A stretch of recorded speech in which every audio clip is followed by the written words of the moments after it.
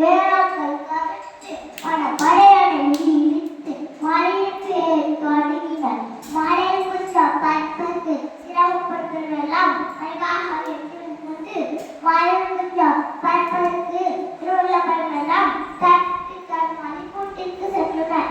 ஆனால் ஒரே ஒரு பறவை மட்டும் பயிரிடத்திற்கு செல்லாமல் ஊட்டிக்கு செல்லாமல் தனது நக்கை வளர்ச்சி இது மழை பறந்தது.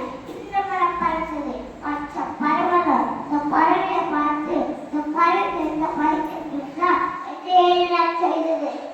அப்படி பறந்த பறவை உங்களுக்கு என்ன தெரியுமா? அதுதான் கழுகு.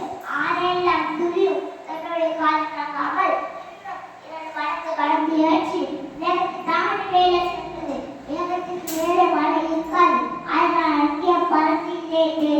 மழையை கண்டு அஞ்சாமல் பிரச்சனைகளை கருது செல்லப்படாமல் இலக்கை நோக்கி சென்றது.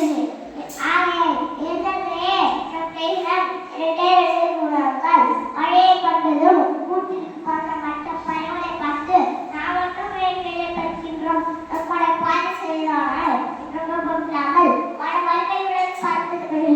மற்றொரு மழையை பார்க்க வேண்டுமென்றால் அதுக்கு அத்தனை மழையாக இருக்க வேண்டும். ஒரே நாள் கிடைக்கவில்லை. தாழ பயிற்சி முயற்சி செய்து அது வலிமையை அதிகரித்தது.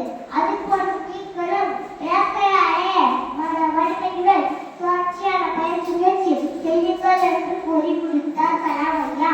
அத்தகைய கொண்டு சாதகங்கள் இந்தியாவில் மாணப்படி அதிகாரியான சிவாசி பெருமொழியாக விட்டார்.